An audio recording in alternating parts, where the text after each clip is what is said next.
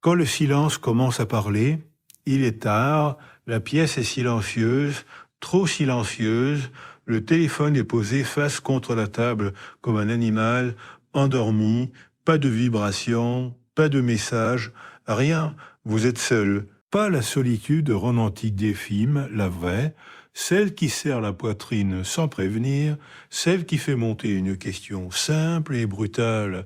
S'il n'y a personne pour me regarder, est-ce que j'existe encore? À cet instant précis, beaucoup cherchent une distraction, un bruit, une présence, mais si au lieu de fuir ce vide, on l'écoutait, le bouddhisme ne promet pas de supprimer la solitude.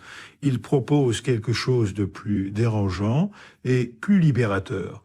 Apprendre à y habiter sans se briser, nous avons grandi avec une idée silencieuse mais violente. Si nous sommes seuls, c'est qu'il y a quelque chose qui ne va pas chez nous, comme si la solitude était une preuve à charge, un verdict, un échec relationnel gravé dans la chair. Très tôt, on apprend à la cacher, à la maquiller, à la remplir. On s'excuse presque d'être seul, comme si c'était une anomalie sociale. Pourtant, quand on écoute vraiment, la solitude ne dit pas « tu es rejeté », elle dit simplement « tu ». Dans la perspective bouddhiste, la solitude n'est pas une punition, c'est un territoire, et comme tout territoire inconnu, il fait peur avant d'être habité. On le regarde de loin, on l'imagine hostile, désertique, dangereux. Alors on préfère rester dans la foule, même inconfortable, même bruyante, même toxique parfois, parce qu'être entouré donne l'illusion d'exister davantage, mais exister, pour qui et à quel prix la solitude commence, là où les rôles s'effondrent. Il n'y a plus de scène, plus de public, plus personne à séduire, à convaincre, à rassurer. C'est précisément pour cela qu'elle plaque, elle nous enlève les béquilles identitaires, elle nous confronte à une question primitive, presque animale. Qui suis-je quand personne ne me regarde? Beaucoup découvrent alors un vertige, non pas parce qu'il n'y a rien, mais pourquoi la solitude nous fait peur parce qu'il y a trop de pensées, trop de souvenirs, trop de fragilité, longtemps mises de côté. Le bouddhisme n'invite pas à embellir ce moment. Il ne promet pas que la solitude sera douce immédiatement. Il enseigne autre chose. Rester, ne pas fuir, ne pas anesthésier, ne pas se raconter d'histoires pour se rassurer. Rester là comme on reste dans une forêt inconnue en apprenant lentement les chemins, les bruits, les odeurs. Ce territoire intérieur n'est pas vide, il est simplement silencieux. Et le silence, pour un esprit habitué au bruit, ressemble à une menace, mais à force d'y rester, quelque chose change. La solitude cesse d'être une salle d'attente douloureuse où l'on espère l'arrivée de quelqu'un. Elle devient On commence à reconnaître ses propres contours. On distingue ce qui nous appartient de ce qui nous a été imposé. Les désirs empruntés se taisent. Les comparaisons perdent de leur pouvoir. Il n'y a plus cette urgence de trouver sa valeur par le regard de l'autre. Dans ce territoire, une vérité simple émerge. Vous n'êtes pas cassé parce que vous êtes seul. Vous êtes simplement face à vous-même, sans filtre. Et cela demande du courage, un courage discret, sans héroïsme, celui de ne pas se distraire de son propre vécu, celui d'accepter ces zones d'ombre sans chercher immédiatement à les corriger. Le bouddhisme parle souvent de présence, être présent à ce qui est, même quand ce qui est fait mal, peu à peu, la solitude devient un lieu de réparation. Non pas parce qu'elle guérit tout, mais parce qu'elle permet enfin d'entendre ce qui en vous demandait de l'attention depuis longtemps. Des blessures anciennes, parfois très anciennes, de crier non parce qu'elles disparaissent, mais parce qu'elles sont reconnues. Et être reconnu, même intérieurement, apaise profondément. Alors la solitude change de statut. Elle n'est plus une preuve d'exclusion, mais une expérience d'intimité, une intimité brute, sans mise en scène. Vous découvrez que vous pouvez vous tenir compagnie, que votre présence suffit à ne pas vous abandonner, et cette découverte transforme tout. Elle rend les relations futures plus libres, moins désespérées. On ne cherche plus l'autre pour échapper à soi, mais pour marcher à côté. Être heureux seul ne signifie pas aimer être isolé. Cela signifie cesser de se vivre comme incomplet en l'absence de l'autre. Dans le regard bouddhiste, la solitude n'est pas une chute hors du monde, c'est un retour à la base, un territoire intérieur où l'on apprend lentement à se tenir debout, sans témoin. Il y a une confusion profondément humaine, presque universelle. Le premier enseignement bouddhiste, accepter l'impermanence, nous croyons que ce qui nous fait souffrir, c'est le manque. Le manque d'un corps, d'une voix, d'un regard posé sur nous avec douceur. Alors nous cherchons à combler, à remplir, à remplacer. Et pourtant, le bouddhisme nous invite à une observation plus subtile, presque dérangeante. Ce n'est pas l'absence qui blesse, c'est l'attachement à ce que nous croyons devoir être là.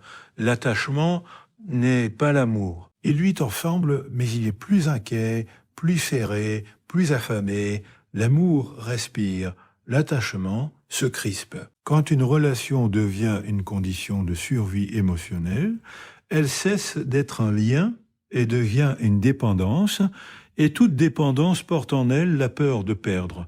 Cette peur infiltre tout, les gestes, les silences, les attentes.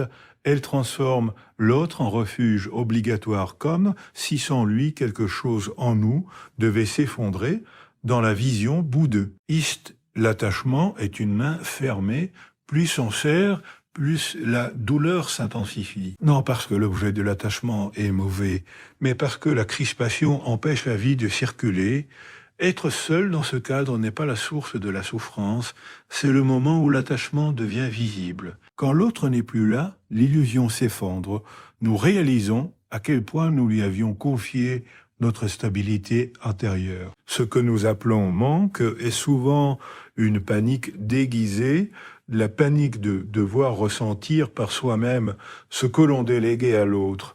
La sécurité, la valeur, le sentiment d'exister, le bouddhisme ne condamne pas ce mouvement. Il le regarde avec lucidité et compassion. Il dit simplement « observe ». Observe comment l'esprit fabrique une histoire où l'autre devient indispensable à ton équilibre et remarque la souffrance que cette histoire engendre. Quand on commence à voir cela, quelque chose se desserre, pas brutalement, lentement, comme une main qui accepte de s'ouvrir après avoir été crispée trop longtemps. On découvre alors une vérité presque choquante par sa simplicité. Même sans l'autre, le souffle continue, le cœur bat encore, le corps tient, la vie ne s'est pas arrêtée. Cette constatation n'efface pas la tristesse, mais elle enlève à la douleur son caractère mortel. L'attachement nous fait croire que sans ce lien précis, il n'y aurait plus de sens. Le bouddhisme rappelle que le sens n'est pas un objet que l'on possède, mais une expérience qui circule. Quand on cesse d'exiger qu'une personne comble toutes nos failles, on lui rend sa liberté et on se rend la nôtre. La relation, si elle existe encore, devient plus juste, et si elle n'existe plus, la vie ne se transforme pas en désert. Il y a aussi un deuil silencieux à traverser, le deuil de l'illusion que quelqu'un pourrait nous sauver de nous-mêmes. Cette illusion est douce, presque assurante, mais elle est lourde à porter pour l'autre. Aucun être humain ne peut être le pilier exclusif de notre paix intérieure sans s'y épuiser.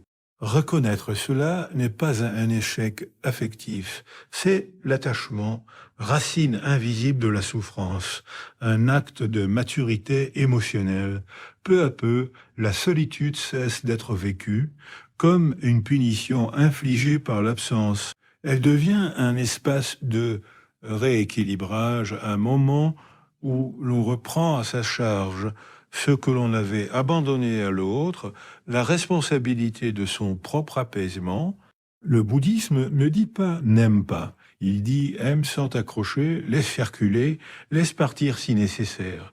Et dans ce mouvement de lâcher prise, quelque chose de profond se produit, la peur diminue, pas parce que l'on est devenu indifférent, mais parce que l'on ne confond plus le lien avec la survie. Être heureux seul dans cette perspective, ce n'est pas nier le besoin de relation, c'est découvrir que ce besoin peut exister sans devenir une urgence douloureuse. C'est comprendre que l'on peut désirer l'autre sans s'y perdre. Alors, la solitude n'est plus un vide à combler à tout prix. Elle devient une respiration, un espace où l'on apprend lentement à aimer sans se dissoudre. La solitude fait peur moins par ce qu'elle enlève que par ce qu'elle révèle. Quand le bruit extérieur se retire, quand les voix se taisent, quand il n'y a plus rien à commenter ni à partager, le silence s'installe et ce silence n'est jamais neutre. Il agit comme un miroir sans filtre. Il renvoie ce que nous avons évité pendant des années. Les pensées inachevées, les blessures mises en veille, les émotions que l'on n'a jamais vraiment accueillies. C'est pour cela que tant de personnes cherchent à remplir un écran allumé, une musique en continu, une présence de substitution, tout plutôt que d'entendre ce qui remonte quand plus rien ne parle. Dans le regard bouddhiste, le silence n'est pas un ennemi, il n'est pas là pour nous punir ou nous engloutir, il est un espace de rencontre. Mais une rencontre exige du courage, surtout quand ce que l'on rencontre, c'est soi-même sans distraction. Le silence mis, il enlève les échappatoires, il ne permet plus de se raconter des histoires confortables et cette nudité intérieure est souvent ressentie comme une menace alors qu'elle est une invitation. Quand on s'assoit dans le silence, l'esprit commence par résister, il s'agite, il parle plus fort, il envoie des souvenirs, des scénarios, des regrets, des peurs. Beaucoup interprètent cela comme un échec. Je n'arrive pas à être en paix. Le bouddhisme propose une autre lecture. Ce tumulte n'est pas créé par le silence, il était déjà là. Le silence ne fait que l'éclairer comme une lumière qu'on allume dans une pièce encombrée depuis longtemps. Apprivoiser le silence, ce n'est pas chercher à le rendre agréable immédiatement, c'est accepter d'y rester, même quand il est inconfortable, comme on reste près d'un enfant qui pleure sans chercher à le faire taire trop vite. Il y a une tendresse dans cette posture, une patience. On cesse de considérer les émotions difficiles comme des intruses. On les regarde comme des messagères maladroites mais sincères. Peu à peu, quelque chose change. Les pensées continuent d'apparaître, mais elles perdent leur autorité. Elles deviennent des événements mentaux, pas des ordres. Le silence, au lieu d'être rempli de menaces, se remplit de nuances, On commence à percevoir les sensations du corps, la respiration, le poids du moment présent. Il y a une forme de simplicité retrouvée, presque apprendre à être présent sans dépendre, primitive. Être là, juste là, sans commentaire. Dans ce silence habité, la solitude se transforme. Elle n'est plus un vide à combler, mais un espace à rester. On découvre que l'on peut traverser une émotion sans s'y noyer, que la tristesse, quand elle est écoutée, se fatigue d'elle-même, que l'angoisse, quand elle n'est pas combattue, perd son tranchant. Le silence devient alors un allié discret, un lieu de régulation naturelle. Le bouddhisme ne cherche pas à supprimer la douleur par la force. Il enseigne l'art de ne pas ajouter une seconde souffrance à la première. Cette seconde souffrance naît de la fuite, du refus, du combat intérieur. En restant dans le silence, on cesse de se battre contre ce qui est déjà là. Et cette cessation du combat produit un apaisement profond, souvent inattendu. Il y a aussi dans le silence apprivoisé une redécouverte de soi. Sans le bruit constant, certaines intuitions émergent. Des désirs plus authentique, de besoins longtemps étouffés. Le silence devient un espace de clarté, non pas parce qu'il donne des réponses immédiates, mais parce qu'il pose les bonnes questions, des questions qui n'ont pas besoin de réponses verbales pour transformer. À mesure que l'on cesse de remplir la solitude, on cesse aussi de la craindre. Elle devient un lieu que l'on peut visiter sans panique, un lieu où l'on sait que même si des émotions difficiles apparaissent, on a la capacité de rester présent. Cette confiance change la relation à soi et aux autres. On n'attend plus qu'une présence extérieure fasse taire le tumulte intérieur. On sait que le silence peut être traversé. Être heureux seul dans cette perspective, ce n'est pas aimer le silence pour lui-même, c'est ne plus le fuir. C'est découvrir qu'au cœur même de ce qui semblait vide, il y avait une vie discrète, patiente, prête à être écoutée. Quand on est seul, l'esprit devient bavard, il commente, il juge, il compare, il réécrit le passé et anticipe le pire. Une simple soirée, sans présence, peut se transformer en tribunal intérieur. Chaque pensée semble définitive. Chaque émotion paraît être une preuve. Aïe, je suis seul, c'est que je ne vaux pas assez. Si personne ne m'appelle, c'est que je compte peu. Ces phrases surgissent avec une autorité implacable, comme si elles disaient la vérité ultime sur notre existence. Le bouddhisme propose un déplacement radical, et si ces pensées n'étaient pas la réalité, mais seulement des événements mentaux passagers, quand on est pris dans le milleflux de la pensée, tout paraît solide, incontestable, mais dès que l'on observe avec un peu de distance, quelque chose se fiture, une pensée apparaît, puis disparaît, une autre la remplace, aucune ne reste. Et pourtant, nous continuons à leur obéir comme si elles étaient des ordres. Être seul rend ce mécanisme plus visible. En l'absence de distraction, l'esprit se dévoile dans toute son agitation. L'esprit se dévoile dans toute son agitation. Beaucoup pensent alors qu'ils vont mal, qu'ils sont envahis. Le bouddhisme dirait plutôt, vous voyez enfin comment fonctionne votre esprit. Il ne s'agit pas de le faire taire, mais de cesser de s'y confondre. Vous n'êtes pas ce flot, vous êtes celui qui peut l'observer. Observer ne signifie pas analyser sans fin, c'est un regard doux, presque curieux. Une pensée surgit, je vais rester seul toute ma vie. Au lieu d'y croire immédiatement, on peut simplement remarquer, voilà une pensée de peur. Cette simple reconnaissance crée un espace. Dans cet espace, la pensée perd sa toute puissance. Elle devient une vague plutôt qu'un océan. Le bouddhisme utilise souvent l'image du ciel et des nuages, transforme la solitude en refuge intérieur. Les pensées sont des nuages, parfois sombres, parfois envahissants, mais le ciel, lui, n'est jamais atteint. Quand on est seul, les nuages semblent plus nombreux, plus proches. On oublie le ciel, on croit être la tempête. Pourtant, derrière l'agitation mentale, il y a toujours cette capacité à être présent, à ressentir, à respirer. Ce basculement est essentiel pour être heureux seul. En que l'on confond ses pensées avec son identité, la solitude devient un espace hostile. Chaque pensée négative est vécue comme une condamnation. Mais quand on comprend que les pensées sont des productions de l'esprit conditionné par l'histoire, la fatigue, les peurs anciennes, alors quelque chose se relâche. On cesse de se battre contre soi-même. Il y a une grande fatigue à croire tout ce que l'on pense. Une fatigue invisible mais profonde. Le bouddhisme enseigne le repos intérieur qui nie quand on arrête de prendre chaque pensée au sérieux.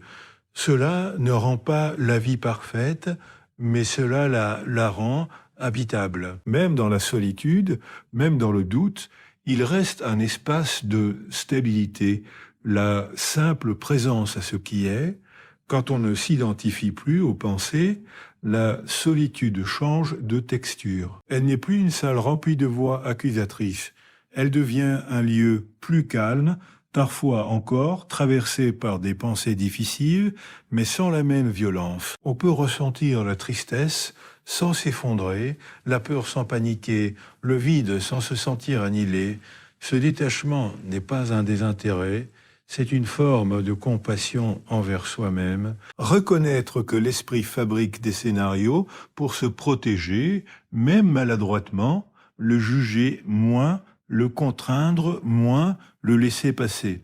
Dans cette attitude, on découvre une liberté discrète mais profonde. La liberté de ne pas être prisonnier de son propre discours intérieur, être heureux seul dans cette perspective, ce n'est pas avoir un esprit silencieux, c'est avoir un esprit que l'on n'est plus obligé de suivre partout. C'est comprendre que l'on peut être traversé par des pensées sombres sans qu'elles définissent qui l'on est, et dans cette incompréhension, quelque chose s'apaise durablement. La solitude devient alors un terrain d'apprentissage, non pas pour se corriger, mais pour se reconnaître.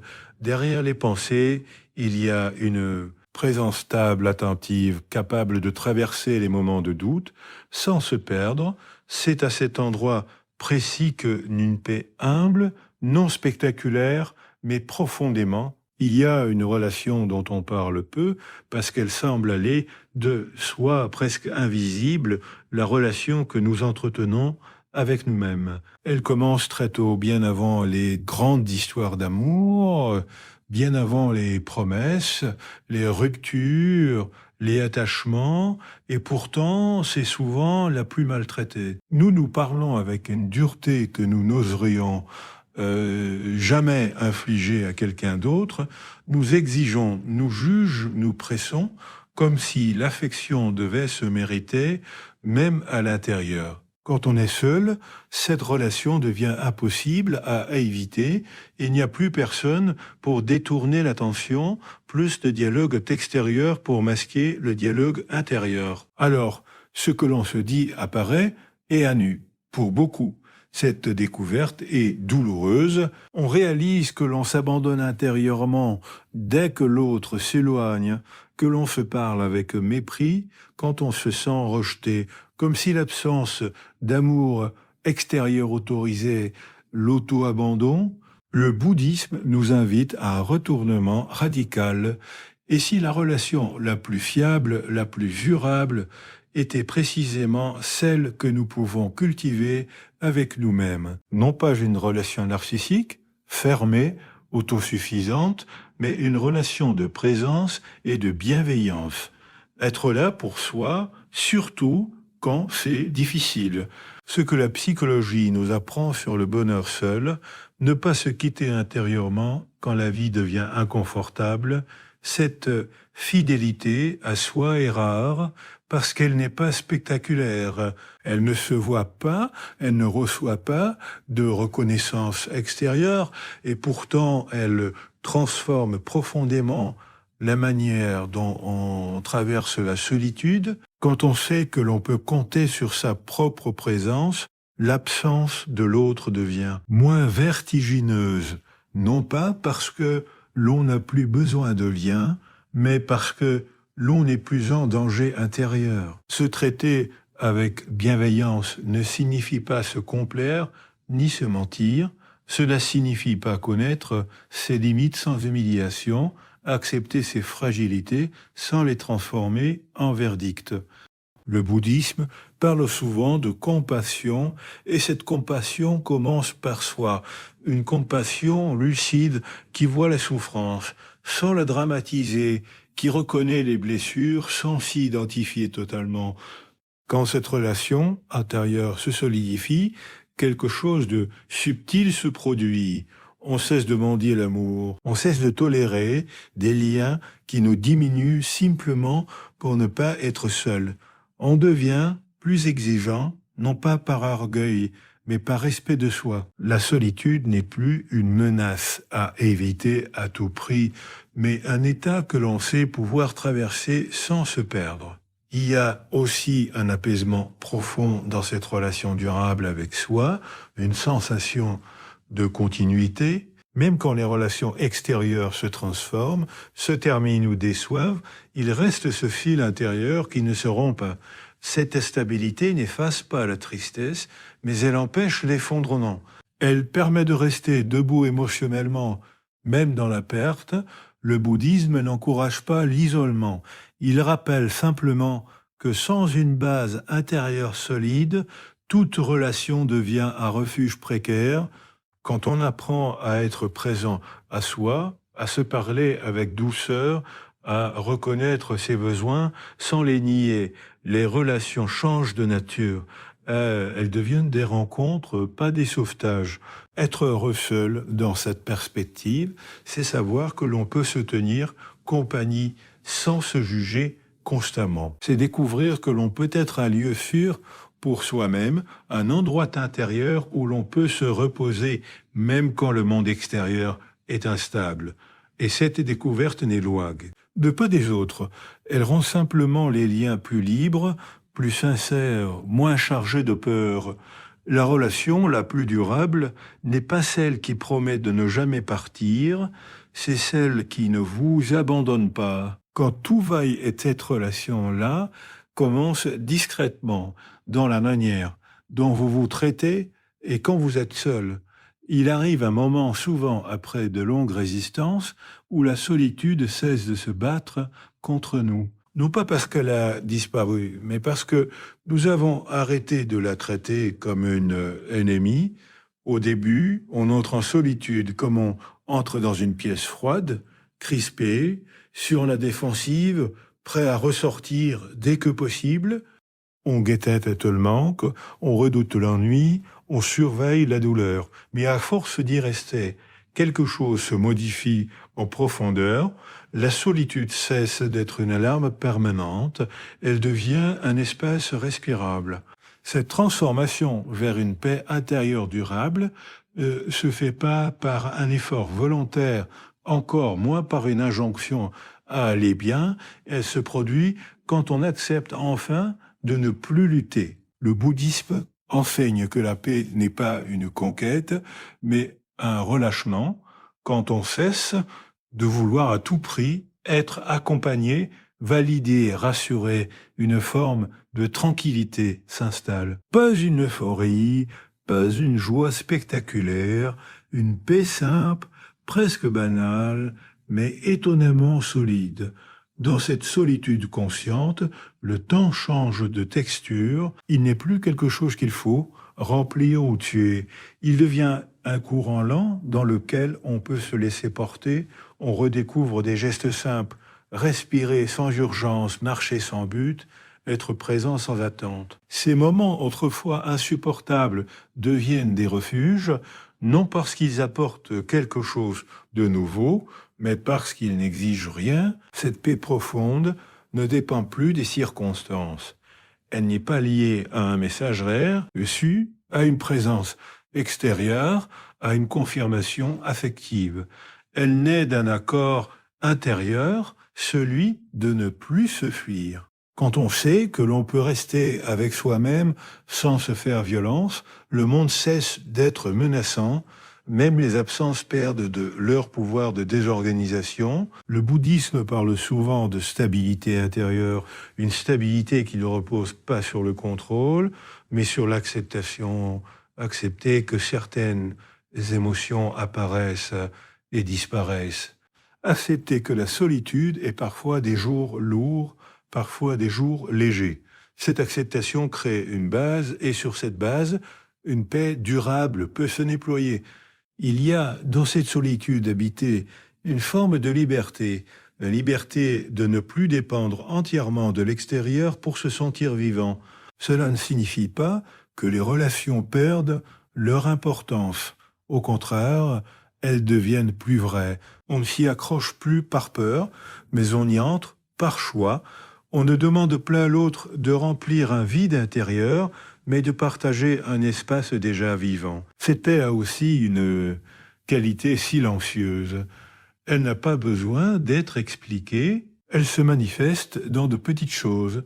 la capacité de rester seul un soir sans panique, le fait de ne plus interpréter chaque silence comme un rejet, la sensation d'être ce complet inachevé, ce sont des signes discrets mais profonds d'un changement intérieur.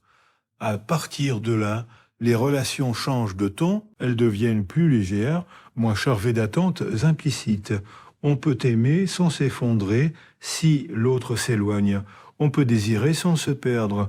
La solitude consciente devient alors non pas l'opposé du lien, mais son socle.